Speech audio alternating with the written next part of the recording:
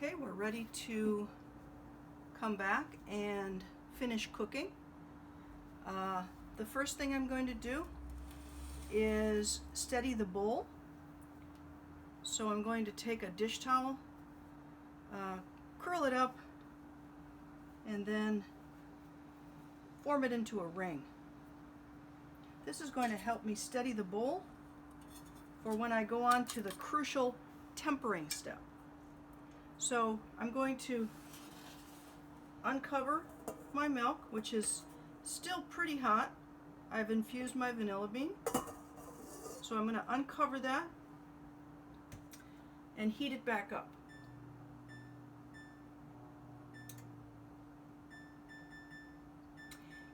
If I were to pour my eggs directly into the hot milk, they may curdle. They might cook too fast. So the safest and most professional way to do this is to do what's called tempering the eggs.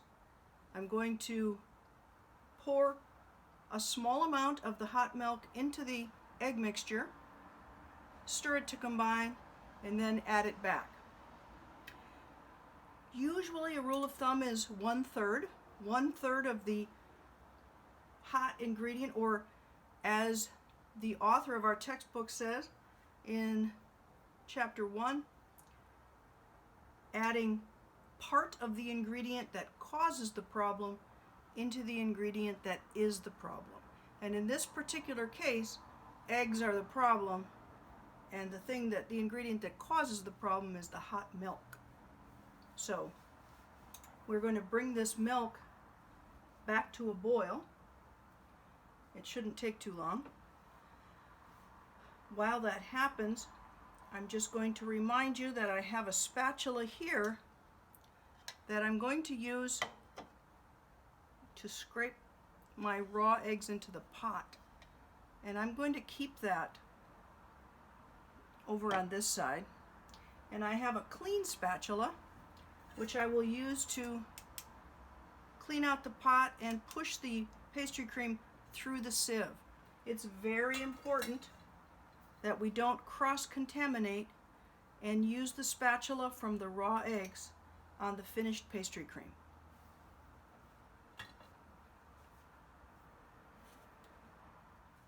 We're just back and the milk is just starting to boil, so I'm going to start to temper. I'm going to take 1/3 of the milk and pour it into the egg mixture while I whisk. If this is difficult for you to hold the pot, you could use a ladle. You can see how well the towel did.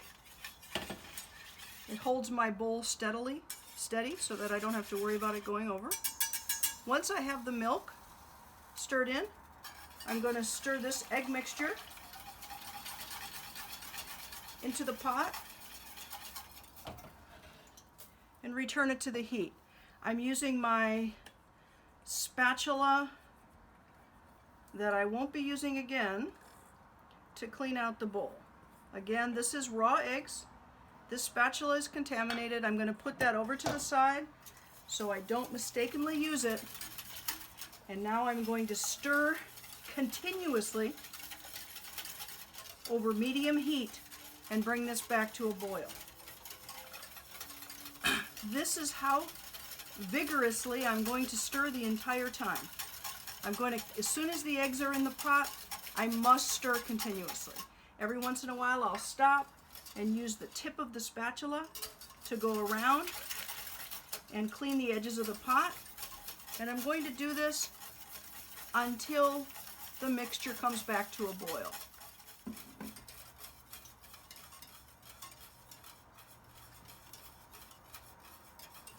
I've now been cooking this for about 2 minutes, stirring it continuously over medium heat, and I can just start to feel that it's getting thick. You're going to come to a point here soon where it will look like you did something wrong. It will start to look curdled and lumpy, like you made a mistake. And I'm just about at that point now.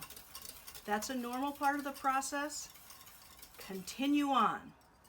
I don't know if you can see, it starts to look a little gloppy and, well, as I said, curdled.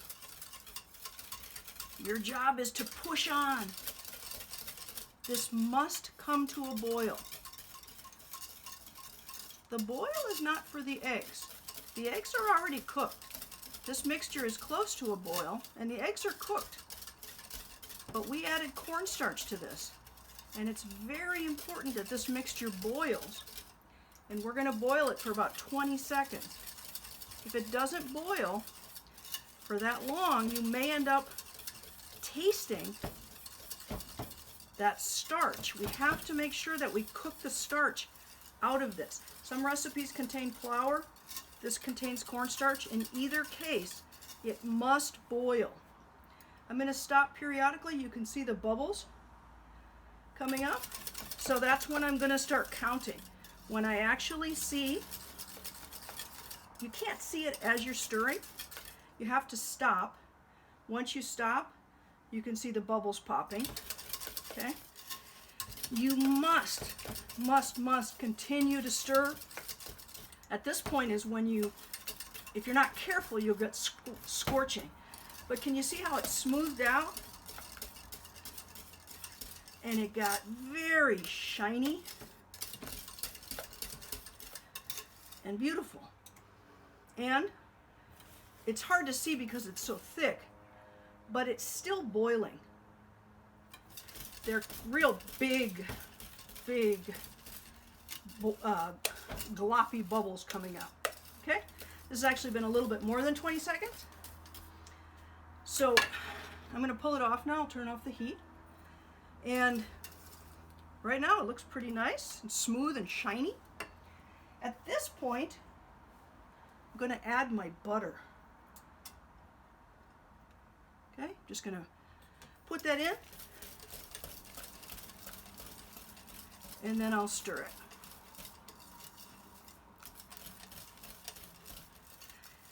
With how hot this pastry cream is, it doesn't take long for that butter to melt. If you didn't use vanilla bean and you were using vanilla extract, this is the point when you would add the vanilla extract. Okay, so I feel like I've got the butter in there real well. So now I need to take it out of the pot. Can't leave it in the pot because it will continue to cook in the pot. I don't really need to use a towel. I'm just doing this because part of the stovetop is a little bit warm still. So I'm going to take this, and with my clean spatula, I'm going to take it all out into my sieve. A fine sieve is best, but you may not have a fine sieve at home.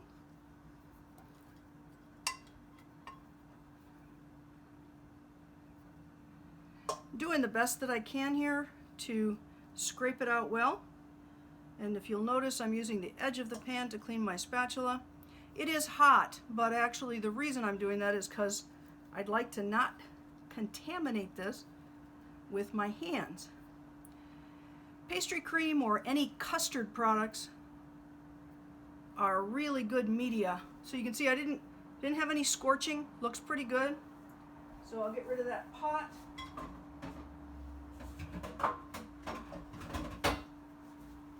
And now I want to push. See, it's not going to run through. This is very thick. I'm going to push it through the sieve.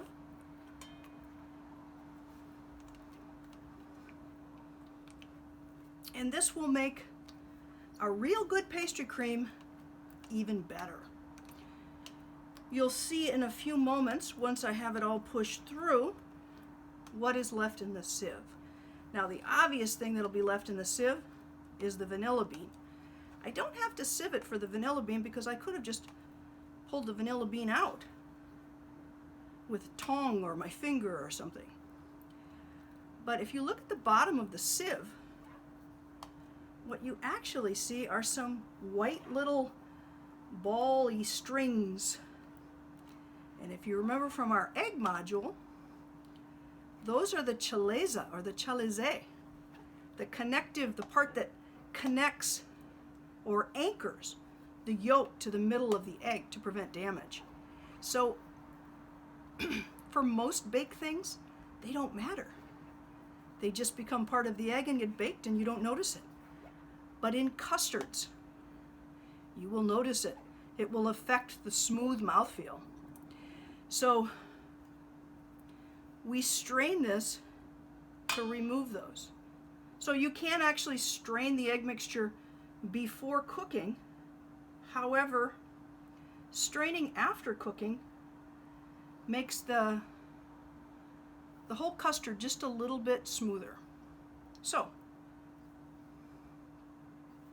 I've strained it now, and I'll come back and we'll put it on the ice bath. Okay, I'm now ready to put I just finished straining it, and now I need to cool it down quickly. So I'm going to put some ice in the larger bowl and some water to make an ice bath. And I'm going to set this down in the water. The other thing I need is plastic wrap pressed onto the surface. So immediately after straining, I'm going to take some plastic wrap and press this down onto the surface to eliminate any air pockets. We're not going to be stirring this as it cools. It's going to cool in place. And if we don't stir it, it will form a skin. So as you can see, I did my best to eliminate any air underneath there. And I have it on the ice bath. So it will cool as quickly as possible. It should cool within a half an hour. Remember, we want to get it through the danger zone as quickly as possible. So we want to cool it from 135 degrees down to 41 degrees or below as quickly as possible so that we don't have any pathogenic growth. Just want to show you after it's cooled. As you can see, I put on more ice than I had showed you in the previously, just because I like to get it cooled as quickly as possible. So since this has plastic wrap on the surface, I put a bowl with more ice on top just to cool it as quickly as possible. It's super important that you get it out of the danger zone as quickly as possible. So you can see I'm just about, so I'm at 40 degrees, a little bit more than 41. So make sure when you check it in several different spots.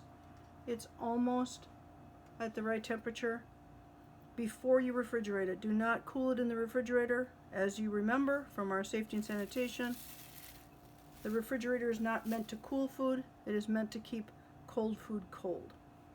So I have it sitting on top of ice, and then I had ice on top. It is almost cool enough. I think I'm going to stir it up and let it cool a few more degrees before I put it in the refrigerator. You can see the outside, or some of the thicker parts, are not quite cool. So the last thing you need to do is cool it very well below 41 degrees before you store it.